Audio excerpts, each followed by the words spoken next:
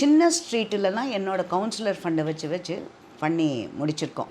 சில இடத்துல இல்லைங்கிறதுனால அந்த ப்ராஜெக்ட் மொத்தமே வேண்டாம் அப்படிங்கிறத நான் ஒத்துக்க மாட்டேன். பசுமாடும் வேண்டாம், அது கொடுக்குற அந்த வெக்கோல் இதுக்கான செலவும் வேண்டாம், எங்களுக்கு பாலும் தேவையில்லை, காசை மாத்திரம் கொடு அப்படிங்கிறாங்க. நீங்கள் சென்ட்ரல் கவர்மெண்ட் காசு கொடுக்கல, அதனால் டெஃபிசிட்.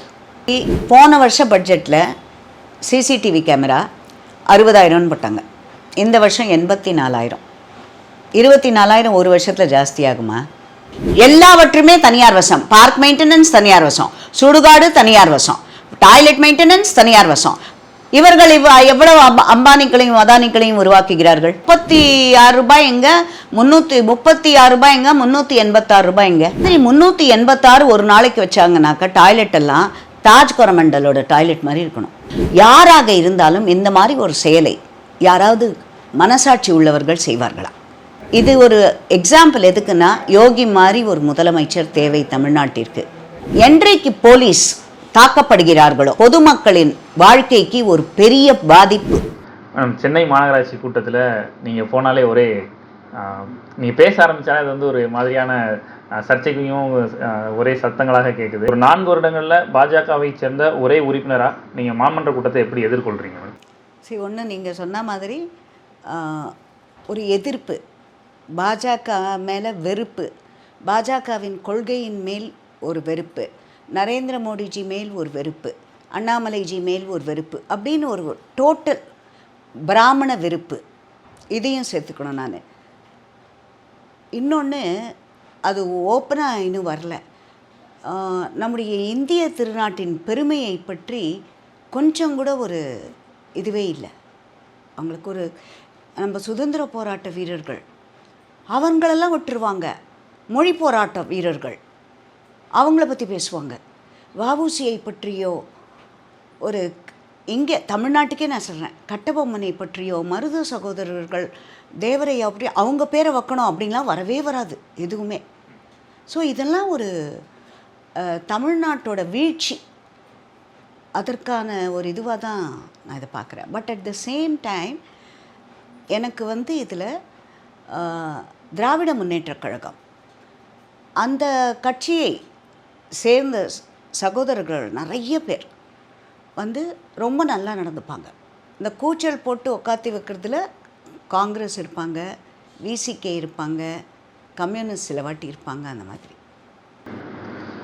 இப்போ இந்த 4 வருடங்களில் சென்னை மாநகராட்சியோட மிகப்பெரிய ஒரு ஒர்க் அப்படின்னு பார்த்தோன்னா அந்த மழைநீர் வடிகால்கள், குறிப்பாக மழைநீர் வர்றப்போ அந்த காலத்தில் மட்டும் இதை பற்றி பெருசாக பேசப்படுது. நீங்கள் இந்த 4 வருஷம் ஒர்க்கை எப்படி பார்க்குறீங்க? அதற்கப்புறமா 350 கோடி ரூபா மத்திய அரசு தர வேண்டிய நிதியை தர மறுக்கிறாங்க. சொத்து வரியை உயர்த்தினா தான் நிதியை விடுவிப்போங்கிற மாதிரி சொல்லலாம். 2 முக்கியமான குற்றச்சாட்டுகளை மேயர் பிரியா முன் வச்சுருந்தாங்க. இதை எப்படி பார்க்குறீங்க மேடம்? ஒன்று, இந்த மழைநீர் வடிகால் விஷயம், அதுக்கு ஃபஸ்ட்டு வரலாம். என்னை பொறுத்தவரை மழைநீர் வடிகால் என்னோடய வார்டுக்கு நான் சொல்ல முடியும், ஏன்னா எனக்கு தெரியும் அதில் என்னென்ன பண்ணியிருக்கிறோன்னுட்டு. நிச்சயமாக ஒரு வரவேற்கத்தக்க முன்னேற்றம். என்னோடய வார்டுலேயே எடுத்தோன்னா ஒரு பார்ட்டு டோட்டலி முடித்தாச்சு. அண்ட் நான் பதவி ஏற்றுக்கொண்ட முதல் வருடத்திலேயே முடித்து விட்டோம்.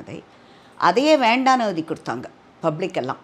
எங்களுக்கு மழைநீர் வீட்டுக்குள்ளே வந்தாலும் பரவாயில்லை, சேறு சாக்கடை உள்ளே வந்தாலும் பரவாயில்லை, ஆனால் நீங்கள் தோண்டி விட்டு இதெல்லாம் ரொம்ப கஷ்டமாக இருக்குது எங்களுக்கு, இந்த ரோடு தோண்டி விட்டுட்டு இருக்கிறதெல்லாம் அப்படின்ட்டு. ஸோ நான் அவங்கக்கிட்ட அப்போ கேட்டப்போ, நானும் என்னுடைய ஏஇ மேடமும் போயிட்டு ஒரு மீட்டிங் போட்டோம் அந்த ரோட்டில். எல்லாரையும் கூப்பிட்டோம் ரெசிடென்ஸை. வேண்டான்னா எழுதி கொடுத்துருங்க, ஏன்னா அப்போ தான் வேலையை ஆரம்பித்தோம். வேண்டானாக்கா எழுதி கொடுத்துருங்க நீங்கள், ஏன்னா அவங்க கோஆப்ரேஷன் வேணும் எங்களுக்கு பப்ளிக்கோடது. நீங்கள் வேண்டான்னு சொல்லி எழுதி கொடுத்துட்டிங்கன்னா நாங்கள் இந்த ப்ராஜெக்டை வேறு இடத்துக்கிட்டு போயிடுவோம். இதே வார்டில் வேறு ஒரு இடம், ஏன்னா வார்டில் ஒரு 50% மேலே இடத்துல பண்ண வேண்டிய வேலை இது. அதுதான் முதல் வேலை நாங்கள் ஆரம்பித்தது. நான் கவுன்சிலர் நான் பேசும் அதை மாற்றி கொடுத்துறோம். பேக் அடித்தாங்க பப்ளிக். ஸோ நாங்கள் அந்த பேக் அடித்த கையெழுத்து போட்டு கொடுக்க மாட்டோம், வேண்டாம் பண்ணுங்க அப்படின்னு சொன்னாங்க. அப்போ நாங்கள் அவங்கக்கிட்ட அந்த இதை காமிச்சு, அப்போ நீங்கள் கன்வின்ஸ் பண்ணுங்கள், வேண்டான்னு சொல்கிறவங்கக்கிட்ட நீங்கள் கன்வின்ஸ் பண்ணி எஸ்ன்னு சொன்னப்புறம் நாங்கள் வேலையை ஆரம்பிக்கிறோம் அப்படின்னு சொல்லி அவங்க வழிக்கு வேலையை ஆரம்பித்து, அது ஏரியாவே நான் சொல்கிறேன், போஸ்டல் காலனி, ஆரியகவுடா ரோடு, அதெல்லாம் அதில் எந்தவித பாதிப்பும் கிடையாது. இந்த 3 இடம் வேறு ஒரு இடத்துல ஆரம்பிக்கச்சியும் இதே மாதிரி இதுவாச்சு. கிட்டத்தட்ட இப்போது இன்னொரு இடத்துல இப்போது ஷார்ட்லி இன்னொரு ஸ்ட்ரீட்டும் முடிச்சிட்டோம். ஒரு 2-3 சின்ன சின்ன இடத்துல போட முடியாத இடத்துலலாம் என்னோடய கவுன்சிலர் நிதியிலிருந்து வருடம் எங்களுக்கு முதல்ல நான் பதவி ஏற்றுக்கொண்டப்போ 30 லட்சம்னு இருந்தது. அப்புறம் 40 ஆச்சு, 50, இப்போ 4வது வருஷம் இதில் அவங்க 60 லட்சம் ஆக்கியிருக்காங்க இப்போ இந்த வர ஏப்ரல்லேருந்து. ஸோ சின்ன ஸ்ட்ரீட்டிலலாம் என்னோடய கவுன்சிலர் ஃபண்டை வச்சு பண்ணி முடிச்சிருக்கோம். பைப்லைனை கொண்டு போய் மெயினில் சேர்க்குற மாதிரி அது. ஏன்னா அங்கே ஸ்டாம் வாட்டர் ட்ரெயின் கட்ட முடியாது சின்ன ஸ்ட்ரீட்டு அப்படின்ட்டு. ஸோ கிட்டத்தட்ட நான் மக்களுக்கு கொடுத்த வாக்குறுதியில் இந்த அடுத்த வருஷத்துக்குள்ளே ஒரு 80% முடிச்சிடுவேன் நான் மழைநீர் வடிகால். ஸோ நிச்சயமாக ஒரு வரவேற்கத்தக்க ஒரு ப்ராஜெக்ட் தான் அது. சில இடத்துல இல்லைங்கிறதுனால அந்த ப்ராஜெக்ட் மொத்தமே வேண்டாம் அப்படிங்கிறத நான் ஒத்துக்க மாட்டேன். நல்லது நடந்துரு, என்னுடைய வார்டில் நல்ல எஃபெக்ட் இருக்குது இந்த ஸ்டாம் வாட்டர் ட்ரெயினுக்கு. அடுத்ததான கேள்வி மேடம், குறிப்பாக மேயர் பிரியாவுடைய குற்றச்சாட்டு மத்திய அரசுக்கு சென்னை மாநகராட்சிக்கு குறிப்பாக 300 கோடி ரூபா நிதி விடுவிக்காமல் வச்சுருக்காங்கிற மாதிரி சொல்லியிருந்தாங்க. சொத்து வரியை உயர்த்தினா தான் நாங்கள் நிதி விடுவிப்போம் அப்படிங்கிற மாதிரியான ஒரு கட்டுப்பாட்டை மத்திய அரசு விதிச்சிருக்குன்னு சொல்லியிருக்காங்க. இது எப்படி? அதில் சென்ட்ரல் கவர்மெண்ட்லேருந்து அவங்களுக்கு இந்த இப்போ அவங்க சொல்கிறாங்க இல்லையா, மும்மொழி திட்டம், பிஎம், இது சில ஒவ்வொரு ஸ்கீமுக்கும் இப்படி இருக்கணும்னு அவங்க கொடுக்குறாங்க கேட்டகரி. 0.1, 0.2 இந்தந்த கண்டிஷனை ஃபுல்ஃபில் பண்ணணும் அப்படின்னு சொல்லி கொடுக்குறாங்க. இப்போ நம்மளோட ப்ரொஃபஸர் ராமசீனிவாசன்ஜியே ஒரு எக்ஸாம்பிள் கொடுத்தார். பசுமாட்டை கொடுக்குறோம், அதுக்கு தீனி போடுறதுக்கு காசு கொடுக்குறோம், அந்த பசும்பாலை இது பண்ணிக்கிறோம், வாங்கிக்கிறோம். அவங்க எதுவுமே வேண்டாம், எங்களுக்கு காசு கொடுங்குறாங்க.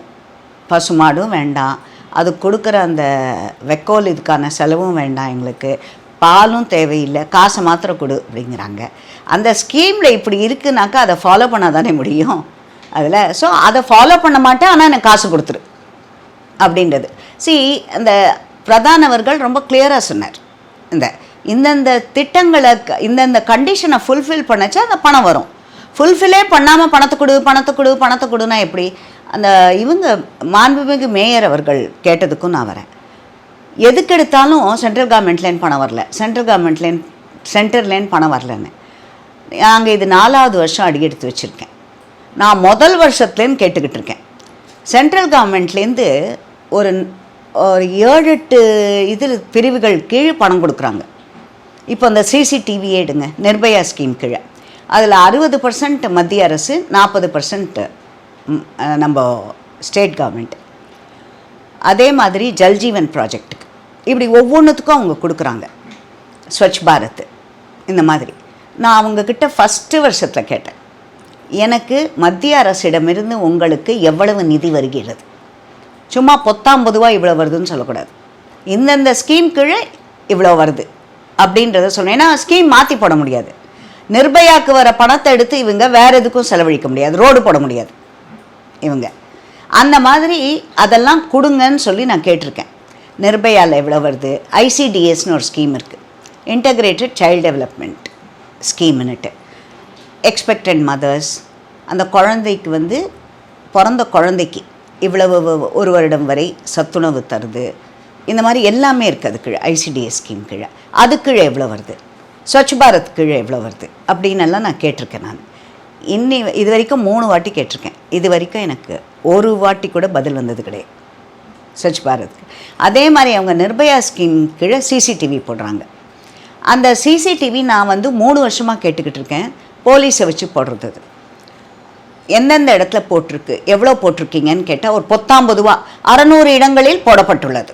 எந்த 600 இடம், யாரை கேட்டு போட்டிங்கன்னு நான் கேட்டிருக்கேன். நாங்கள் லோக்கல் கவுன்சிலர்ஸ் எங்களை கேட்டு போடணும், இந்தந்த இடத்துல போடலாமான்னு. போலீஸ் போட்டால் கூட ஸ்கூல் வாசலில் போடணும். இது வரைக்கும் என்னோடய வார்டில் இருக்கிற ஒரே ப்ரைமரி ஸ்கூல் அதுக்கு போடலை. நான் 3 வாட்டி கேட்டிருக்கிறேன். போலீஸ் எப்படி தன்னிச்சையாக ஒரு முடிவெடுக்கலாம்? எங்களை கன்சல்ட் பண்ணி லோக்கல் கவுன்சிலர்ஸை ஒரு மீட்டிங் போட்டு எங்களுடைய பரிந்துரையின் பேரில் அவர்கள் வைக்க வேண்டும். இதுக்கெல்லாம் எதுவுமே பதில் கிடையாது. இதில் 350, நான் இப்போ பட்ஜெட்டில் அனமாலிஸ் கேட்டிருக்கேன், 705 கோடி டிஃப்ரென்ஸ் வருது. இவங்க 350 கோடி கேட்டுக்கிறாங்க, அது 200% டபுளாக இருக்குது அதில் டிஃப்ரென்ஸ். அதுக்கு பதில் சொல்லுங்கன்னு கேட்டிருக்கேன். நான் அன்றைக்கு கேட்ட 5 கேள்வியில் ஒரே ஒரு கேள்விக்கு தான் பதில் சொன்னாங்க. அது எந்த கேள்வினா, டெஃபிசிட் பட்ஜெட் நீங்கள் சென்ட்ரல் கவர்மெண்ட் காசு கொடுக்கல அதனால் டெஃபிசிட் அப்படின்னுட்டு. சிசிடிவி கேமரா நான் பேசினேன் இல்லையா, போன வருஷ பட்ஜெட்டில் சிசிடிவி கேமரா 60,000 போட்டாங்க. இந்த வருஷம் 84,000. 24,000 ஒரு வருஷத்தில் ஜாஸ்தி ஆகுமா? கிட்டத்தட்ட 40% வருது. அது இன்க்ரீஸ் எங்கேயாவது இருக்குமா? 40%. விலைவாசி உயர்வு எல்லாத்துக்கும் சென்ட்ரல் கவர்மெண்ட்டு சொல்லுவாங்களே இவங்க, இது எப்படி ஒரு காமன் இதுவாக யோசிங்க. 60,000லேருந்து 80,000 எப்படி வந்ததுன்னுட்டு அதுக்கு பதில் கிடையாது. நான் அந்த கேள்வியை கேட்டிருக்கேன், அதுக்கு பதில் இல்லை. இன்னொன்று நான் கேட்குறேன், ஜிஎஸ்டி எப்போ பாரு யூபிக்காரனுக்கு கொடுப்பேன், பீகார்காரனுக்கு கொடுப்பேன், எங்களுக்கு கொடுக்க மாட்டேன், எங்ககிட்டேருந்து காசு எடுத்துகிட்டு போய் அங்கே கொடுத்துட்றீங்க அப்படின்லாம் சொல்லுவாங்கல்ல இவங்க எல்லாத்துக்கும். இப்போ நான் கேட்டது சென்னையில் மொத்தம் 200 வார்டு வைஸ் எவ்வளோ உங்களுக்கு ரெவென்யூ வருது, எவ்வளோ உங்களுக்கு ப்ராஜெக்ட் கொடுக்குறீங்க, எதை வச்சு ப்ராஜெக்ட் கொடுக்குறீங்க, இதெல்லாம் எக்ஸ்பிளைன் பண்ணுங்க. மொத்தமாக 19 சொல்லக்கூடாது. இப்போ 200 வார்டுக்கு தனித்தனியாக லிஸ்ட்டு போட்டு கொடுங்க. நாங்கள் என்ன ப்ராஜெக்ட் கொடுக்குறோம், நீங்கள் எதுக்கு அலாட் பண்ணுறீங்க, எவ்வளோ அலாட் பண்ணுறீங்க, எந்த பேசிஸில் அலாட் பண்ணுறீங்க. இந்த கேள்விகளுக்கெல்லாம் மாநகராட்சி பதில் சொல்லாததுக்கு என்ன காரணம்னு நினைக்கிறீங்க? ஆப்வியஸாக நம்ம என்ன யோசிக்கணும், பதில் வரலன்னா கரப்ஷன் நடந்திருக்குன்னு பார்க்குறீங்க? கரப்ஷன் பதில் இல்லை, ஒரு நியாயமான பதில் இல்லை. எந்த பேசிஸி நான் ரொம்ப நாளாக கேட்டிருக்கேன். இப்போ நாங்கள் சும்மா வார்ட் மீட்டிங் நடக்கும், என்னோடய இஷ்டத்துக்கு 10 ப்ராஜெக்டை போட்டுட்டு நான் இவ்வளோ ப்ராஜெக்ட்டுக்கு கொடுத்துருக்கேன்னு சொன்னால் இட்ஸ் நாட் பாசிபிள். கார்பரேஷன்னாலையும் நான் கேட்பது எல்லா ப்ராஜெக்டையும் எனக்கு முடிச்சு கொடுக்க முடியாது. அதனால் நான் போடச்சு யூஸ்வலாகவே என்னோடது ரொம்ப கம்மியாக இருக்கும். இருக்கிற மீதி கவுன்சிலர்ஸோட கம்பேர் பண்ணால் என்னோடய ரிக்குவயர்மெண்ட் ரொம்ப ரொம்ப கம்மியாக இருக்கும். ஏன்னா இன்னொன்று நான் சொல்கிறேன், இந்த வார்டு வைஸ் கேட்டேனே அதுக்கு என்னோடது மீதி ஒரு இன்னொரு கவுன்சிலர், நான் என்னோடய பக்கத்து வார்டு கவுன்சிலர்ஸே எடுத்துக்கிட்டிங்கன்னா அவங்களுக்கு சமுதாய நலக்கூடமே 2-3 இருக்கும் ஒரே இதில் கண்டிப்பாக இருக்கிறது. எனக்கு கிடையவே கிடையாது. சமுதாய நலக்கூடமே என்னோட இதில் கிடையாது, பார்க்கு கிடையாது எனக்கு, ஹெல்த் சென்டர் கிடையாது எனக்கு, கார்பரேஷன் இவ்வளோ ஆரம்ப கார்பரேஷன் பள்ளிக்கூடம் என்னோடதில் ஒன்று தான் ப்ரைமரி, அது ஒண்டி தான் இருக்குது. இதே இன்னொரு கவுன்சிலர் பார்த்தீங்கன்னா 3 பள்ளிக்கூடம் இருக்கும் அவங்களுக்கு. ஸோ இந்த வாட்டி பேசச்ச மதிமுகவை சேர்ந்த திரு ஜீவன் என்ற ஒரு அங்கே கவுன்சிலர் அவர் எழுந்து அவரோடதுக்கு 4 சமுதாய கூடம், ரேஷன் கடை அவ்வளோ சொல்கிறார் அவர். என்னோடதில் ரேஷன் கடையே 4 தான், அங்கன்வாடி எடுத்தால் எனக்கு 4 தான், அவங்களுக்குலாம் அங்கன்வாடியே 8 இருக்கும். ஸோ அவங்க அதுக்கேற்ற மாதிரி அவங்களுக்கு அலாட் பண்ணணும். எனக்கு கம்மியாக தான் வரும் ஏன்னா எனக்கு அந்த செலவெல்லாம் இல்லை எனக்கு அதில். ஸோ அதனால் நான் கேட்குறது, இப்போது நான் இவங்கள மாதிரி கேட்கட்டுமா?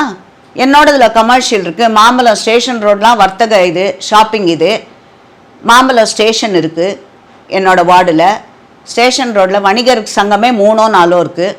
ஸோ இதெல்லாம் வச்சு எனக்கு ஜாஸ்தி கொடுங்க, ஏன் இதுக்கு மாத்திரம் வேறு எங்கேயோ மாத்திரம் நிறைய கொடுக்குறீங்க, இவங்க கேட்குறாங்களே யூபிக்கும் பீகாரும் தூக்கி கொடுக்குறீங்க எனக்கு கொடுக்க மாட்டேங்கிறீங்கன்னுட்டு இவங்க கேட்குறாங்கல்ல. இந்த மாதிரி நான் இதனால் இதை நான் கேட்க முடியும்ல. இப்போது நேற்று இது யூடியூபர் சவுக்கு சங்கருடைய அந்த வீட்டின் மீது மலம் கழிவுகள்லாம் எடுத்துக்கொண்டு போய் வீசியிருக்காங்க தூய்மை பணியாளர்கள்னு சொல்லிட்டு. இதில் குறிப்பாக சவுக்கு சங்கர் இதற்கு இந்த சம்பவத்துக்கு பின்னான இதில் என்ன சொல்லியிருக்காரு அப்படின்னா, சென்னை மாநகராட்சியில் குறிப்பாக இந்த கழிப்பறைகளை சுத்தம் செய்வதில் ஒரு மிகப்பெரிய ஊழல் நடந்திருக்கு. அந்த ஊழலுக்கு காரணம் செல்வ பெருந்தகைங்கிற அரசியல்வாதி, அதை நான் சொன்னதுனால தான் இந்த தாக்குதல் நடந்திருக்குங்கிற மாதிரியான ஒரு குற்றச்சாட்டை முன் வச்சிருக்காரு. முதல்ல இந்த சென்னை மாநகராட்சியில் இந்த கழிப்பறைகளில் ஊழல் நடந்திருக்கு, இந்த அவருடைய குற்றச்சாட்டை எப்படி பார்க்குறீங்க? அப்புறம் சவுக்கு சங்கர் வீட்டின் மீதான தாக்குதல் எப்படி பார்க்குறீங்க? நானே அது ஒன்று கொடுத்துருக்கேன்னா இந்த டாய்லெட் இதில் அவங்க கணக்குப்படி 1020 நினைக்கிறேன் டாய்லெட், 1200 கோடி அதுக்கு 38 பைசா பர் டே மெயின்டெனன்ஸு இவங்களே மெயின்டைன் பண்ணிட்டு இருந்தப்போ கார்பரேஷனே. இப்போ 386 ரூபான்னு நினைக்கிறேன். இப்போது அதை பற்றி நான் அப்படி தான் டைம்ஸ் ஆஃப் இந்தியாவில் பெரிய இஷ்யூவாக வந்திருந்தது. அது அங்கே அந்த ஃபோட்டோ எடுத்து காமிச்சிருந்தாங்க. ஒரு அவ்வளவு மோசமாக இருக்கிறது அது. அதில் அவங்க அந்த மாதிரி 386 ஒரு நாளைக்கு வச்சாங்கனாக்கா டாய்லெட் எல்லாம் தாஜ் கொரமண்டலோட டாய்லெட் மாதிரி இருக்கணும், ஸ்டார் ஹோட்டலோட டாய்லெட் எப்படி இருக்கோ அந்த மாதிரி தான் இருக்கணும். அந்த மாதிரி இல்லை, ஆனால் ஃபோட்டோ போட்டிருக்காங்க அவங்க அதில். நான் அதான் கேட்குறேன், அவங்க அதுக்கப்புறம் அந்த கான்ட்ராக்டை 2000 எங்கள் டேர்ம் முடிஞ்சிடும் இன்னொரு 2 வருஷத்தில், 4வது வருஷத்தில் வச்சுருக்கோம். எக்ஸ்ட்ரா ஒரு 4 வருஷத்துக்கு சேர்த்து கான்ட்ராக்ட் போட்டிருக்காங்க அவங்க. முன்னாடி இன்னொரு இடத்துல தேனாம்பேட்டில் இப்படி போட்டு அந்த கான்ட்ராக்ட் எடுத்தவர் சரியாகவே வேலை செய்யலை. மீட்டிங்க்கு கூப்பிட்டாலும் வரல அவங்கக்கிட்ட, அவங்க இது சரியா இல்லைன்னுட்டு. எல்லாமே அவுட் சோர்ஸ்ட்.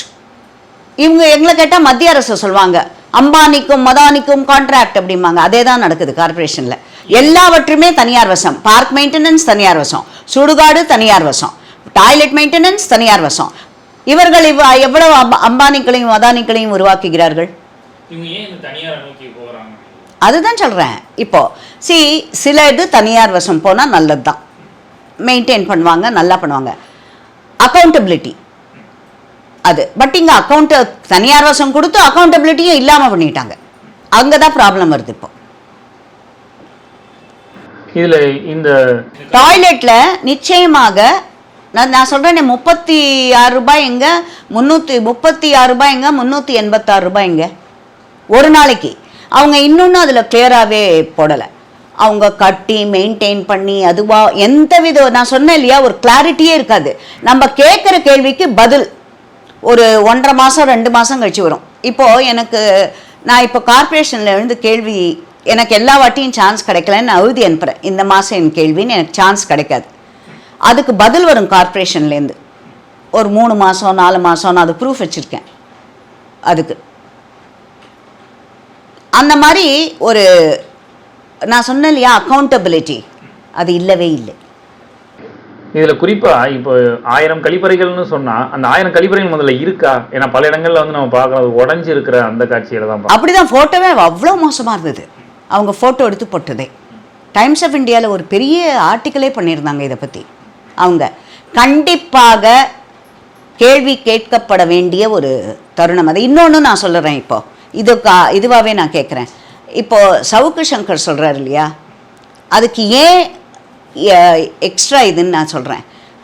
இங்கே அனிமேட்டர்ஸ்னு இருக்காங்க, அந்த துப்புரவு பணியாளர். அவங்க இதில் ஒவ்வொரு வார்டுக்கும் ஒரு அனிமேட்டர். சென்னையில் 200 அனிமேட்டர். அதில் அவங்க வந்து கார்ப்பரேஷன் சம்பளம் கொடுக்கறதில்ல அவங்களுக்கு. அவங்க வந்து ஸ்வச் பாரத் ஸ்கீம் கீழே வருவங்க சென்ட்ரல்லேருந்து. அது இதுக்காக தான் தனித்தனியாக கொடுங்கன்ற அக்கௌண்ட்டையும். இதை எதற்காக ஒரு தனியார் நிறுவனம் ரிவார்ட் சொசைட்டி அப்படின்னு விழுப்புரத்தை தலைமையிடமாக கொண்ட ஒரு சொசைட்டி, அவங்க தான் இந்த அனிமேட்டர்ஸ்க்கு காசு கொடுக்குறாங்க. நான் கேட்டது ஒரு வாட்டி, போன வாட்டிக்கு முன் வாட்டியும் என்னமோ, இவங்களுக்கு எவ்வளவு சம்பளம் அனிமேட்டர்ஸ்க்கு ஆக்சுவலாக எவ்வளோ வருது? சென்ட்ரல் கவர்மெண்ட் ஸ்வச் பாரத் கீழே எவ்வளோ வருது அவங்களுக்கு? அதில் எவ்வளோ அவங்க கைக்கு போடுது? எதுக்காக அந்த ரிவார்ட் சொசைட்டின்னு ஒரு ப்ரைவேட் இவங்களை வைக்கிறீங்க? மேன் பவர் ஏஜென்சி மாதிரி. அவங்களோட சைட்டுக்கு போங்க நீங்கள், அதில் வந்து மேன் பவர் ஏஜென்சினே கிடையாது. அதில் எஃப்சிஆரை வச்சுருக்காங்க. அவங்க ட்ரெயின் விமன் அப்படின்னு இருக்கும். அந்த மாதிரி விழுப்புரத்தில் இருக்கும் ஒரு தொண்டு நிறுவனம். இங்கெல்லாம் முதல்ல எதுக்காக ஒரு தனியாரிடம் ஒப்படைக்கப்பட வேண்டும்? அவங்க தான் ஃபுல்லாக எடுத்திருக்காங்க. சென்னை கார்பரேஷன் மாத்திரம் இல்லை, நான் சென்னையில் சொன்ன மாதிரி 200 வார்டு 200 அனிமேட்டர். அவங்களுக்கு சம்பளம் பாக்கி வேற 3 மாதமாக கொடுக்காம அந்த மாதிரியெல்லாம். 200 அனிமேட்டரில் அந்த தொண்டு நிறுவனம் அட்லீஸ்ட் 2000 ரூபாயாவது கமிஷன் எடுக்குமா அவங்க சம்பளத்துலேருந்து? 2000 × 200 போடுங்க, ஒரு மாதத்துக்கு எவ்வளோ வருது பாருங்கள். இந்த மாதிரி சென்னை இது மாத்திரம். அவங்க மீதி கார்பரேஷன்லையும் எடுக்கிறாங்க. அந்த தொண்டு நிறுவனம் எவ்வளோ வருது பாருங்க அவங்க கைக்கு. குறைஞ்சது 50லேருந்து 60 லட்சம் வருது அந்த தொண்டு நிறுவனத்துக்கு. நான் கேட்டது, ஏன் இதை கார்பரேஷனே எடுத்து பண்ணக்கூடாது? இந்த 60 லட்சம் மாதம் எங்களுக்கு கொடுத்தீங்கன்னா பணம் இல்லைன்னு நிறைய ப்ராஜெக்டை விடுறீங்க. அதை இந்த 40 லட்சத்தை எங்கள் கவுன்சிலர்ஸ் 200 பேருக்கே பிரித்து கொடுக்கலாமே வேலைக்கு. எங்கள் செய்ய வேண்டிய மக்களுக்கு தேவையான வசதிகளை செய்து கொடுப்பதற்கு. இதுதான் இங்கே தான் ஆரம்பிக்குது. இந்த தொண்டு நிறுவனம் யாருடையது? எதற்காக அவர்களிடம் கான்ட்ராக்ட் கொடுக்கப்பட்டது? துப்புரவு இவங்க தான். இதில் சவுக்கு சங்கர் பேசினதுக்கும் இதுக்கும் கனெக்ஷன் இருக்குது. டாய்லெட் மெயின்டெனன்ஸ்க்கும் அதுக்கும் கனெக்ஷன் இருக்குது. இதில் இந்த நம்முடைய முதலமைச்சர் அவர்கள் ஒரு 2 மாதம் முன்னாடி அவர்களை தொழில் முனைவோராக மாற்றுகிறோம் அப்படின்ட்டு தான் அந்த வண்டியை கொடுத்தார். அதில் எவ்வளோ வண்டி ஓடுது ரோட்டில்? இதெல்லாம் தான் சவுக்கு சங்கர் அவர்கள் கேட்ட கேள்வி. அந்த அந்த சம்பவத்தை எப்படி பார்க்குறீங்க? அவர் வீட்டில் வந்து இந்த மாதிரியான அவர் வந்து குறிப்பிட்ட கட்சி செல்வ பெருந்தகை நேரடியாக குற்றச்சாட்டு வச்சிருக்காரு. அவர் வீட்டில் வந்து இந்த மாதிரியான ஒரு அநாகரிக செயலை செய்ததை எப்படி? இதை 3 விதமாக பார்க்கணும். ஒன்று, யாராக இருந்தாலும் கண்டிக்கத்தக்கது. சவுக்கு சங்கர் வந்து நம்ம பிஜேபி கட்சியை சார்ந்தவரெல்லாம் அதுக்கு அகெயின்ஸ்டாக தான் நிறைய பேசியிருக்கார். ஆனாலும் ஒரு மனிதாபிமானம் இதில் பார்த்திங்கன்னா அவங்க அம்மா ஃபஸ்ட்டு சீனியர் சிட்டிசன், வயசான லேடி தனியாக இருந்திருக்காங்க வீட்டில். அதில் அந்த மாதிரி ஒரு துப்புரவு பணியாளர்களா அவர்கள் என்ற சந்தேகம் வரவங்க நிஜமாவே துப்புரவு பணியாளர்களா இல்லை வேடம் தெரிந்து கொண்டு வந்தார்களா, அந்த உண்மை வெளிவர வேண்டும். யாராக இருந்தாலும் இந்த மாதிரி ஒரு செயலை யாராவது மனசாட்சி உள்ளவர்கள் செய்வார்களா? எதிரிக்கு கூட இது பண்ணக்கூடாது. ஃபஸ்ட்டு லேடி சீனியர் சிட்டிசன் இந்த மாதிரி ஒரு அசிங்கத்தை செய்வதற்கு மனது வர வேண்டும். போலீஸ் தூங்கி கொண்டிருந்ததா? இங்கே நம்மளுக்கு ஒரு ப்ரொட்டஸ்ட்டு எதுக்குமே ஒரு நியாயமான ஒரு இதுக்கு பர்மிஷன் கொடுக்கறதில்ல. எப்படி ஒரு லேடி ஒருத்தங்க பார்த்தீங்கன்னா கோஷம் போட்டுக்கொண்டே போகிறார் அந்த துப்புரவு பணியாளர்களை எடுத்துக்கொண்டு. இப்பொழுது பட்டால் யாரோ ஒருத்தர் சொன்னாங்க அந்த அம்மா வந்து செல்வ பெருந்தகை நெருக்கமான ஆள் அது அப்படின்னு சொல்கிறாங்க. ஸோ இதெல்லாம் முடிச்சு போட்டு பாருங்கள். இது எல்லாத்தையும் போலீஸ் என்ன தூங்கி கொண்டிருந்ததா? எப்படி இந்த மாதிரி ப்ரொசஷன் எல்லாம் விட்டுருக்காங்க? இந்த மாதிரி ஒரு அசம்பாவிதம் நடந்து யாருமே வரல அந்த ஸ்பாட்டுக்கு அவ்வளோ நேரம். இதெல்லாம் கண்டிக்கத்தக்கது தானே, யாராக இருந்தாலும் கண்டிக்கத்தக்கது. இதில் இது பழிவாங்கும் அடாவடித்தனம். இது செல்வ பெருந்தகையோட பின்னணியை பற்றி நிறைய பேர் பேசியிருக்காங்க. அதில் அப்படி அவர் தான் ஊர்ஜிதம் பண்ணுறார். இது அவர். இறுதியாக ஒரு கேள்வி மேடம், இன்னைக்கு வந்து சென்னையில் ஒரு தனியார் பாலிடெக்னிக் கல்லூரியில் ஒரு மாணவிகள் பாலியல் பலாத்காரம் அப்படிங்கிற ஒரு வதந்தி வந்திருக்கு. அது வதந்தி நிரூபிக்கப்பட்டதுக்கு அப்புறமா அந்த வதந்தி பரப்பின மாணவிகள் 2 பேரை கல்லூரி நிர்வாகம் சஸ்பெண்ட் பண்ணியிருக்காங்க. அதை எதிர்த்து இன்னைக்கு எஸ்எஃப்ஐ போராட்டம் நடத்தி காவல்துறையினரை தடுக்க முயற்சி போது காவல்துறையினரை சட்டையை பிடிச்சி தாக்கக்கூடிய காட்சியெல்லாம் பார்த்துருக்கோம். எஸ்எஃப்ஐயினுடைய இந்த போக்கு கடந்த சில மாதங்களாக தமிழ்நாட்டில் வந்து இந்த எஸ்எஃப்ஐ ஊடுருவது அதிகமாக இருக்குன்னு பார்க்கலாம். இந்த எஸ்எஃப்ஐங்கிற மாணவர் அமைப்பை எப்படி பார்க்குறீங்க? இந்த காவல்துறையினரை தாக்கிய இந்த சம்பவத்தை எப்படி பார்க்குறீங்க? சரி, இது புதுசு இல்லை. எஸ்எஃப்ஐயோட ஆரிஜின், அவங்க பிஹேவியர் எல்லாருக்குமே தெரியும். எஸ்எஃப்ஐ நிறைய வாட்டி இந்த மாதிரி பண்ணியிருக்காங்க. இது ஒரு எக்ஸாம்பிள் எதுக்குன்னா, யோகி மாதிரி ஒரு முதலமைச்சர் தேவை தமிழ்நாட்டிற்கு. இன்றைய தேவை அந்த மாதிரி ஒரு முதலமைச்சர்னு. என்றைக்குமே இந்த திராவிட முன்னேற்ற கழகம் அந்த இவங்க சிறுபான்மையினர் ஓட்டுக்காக என்ன வேணால் செய்வாங்க. அவங்க ஃபேனு. இது முன்னாடியும் நடந்திருக்கு. ஏன் இப்போ பாஷா இறந்து போனாரே, அவரோட சவ ஊர்வலத்தை எப்படி விட்டாங்க? எப்படி அலோவ் பண்ணாங்க? போலீஸ் பாதுகாப்போட அவ்வளவு மக்கள் என்னமோ தேசத்திற்கு உயிரை கொடுத்த ஒரு தியாகியோட ஒரு நல்ல மனிதர் யாரோ ஒருத்தர் இருந்து இந்த பூமிக்கே இதுவாக இருந்தவர்னு, பூமிக்கே பாரமாக இருந்தவர். இன்ஸ்டெட் அவ்வளவு பேர் உயிரை கொன்றவர் அவரை என்னமோ தியாகி மாதிரி சித்தரித்து அவரோட ஊர்வலம் இந்த மாதிரி எல்லா இடத்துலையுமே பண்ணுறாங்களே. இன்று திராவிட முன்னேற்ற கழகம் சிறுபான்மையினர் ஓட்டுக்காக எதையும் செய்ய தயங்காது அப்படிங்கிறதுக்கு இது இன்னொரு உதாரணம். எஸ்எஃப்ஐயோட ஆரிஜின் பேன் கேரளாவில் அவங்க என்னென்னலாம் பண்ணியிருக்காங்கன்னு நம்மளுக்கு தெரியும். கோயம்புத்தூரில் என்ன பண்ணியிருக்காங்கன்னு தெரியும். ஏன் நார்த் இந்தியாலேயே நிறைய இடத்துல பண்ணியிருக்காங்களே. ஸ்டூடெண்ட் ஃபெடரேஷன் ஆஃப் இந்தியா அப்படிங்கிற போர்வையில் இருக்கும் தேசத்திற்கு எதிரானவர்கள் அவர்கள்.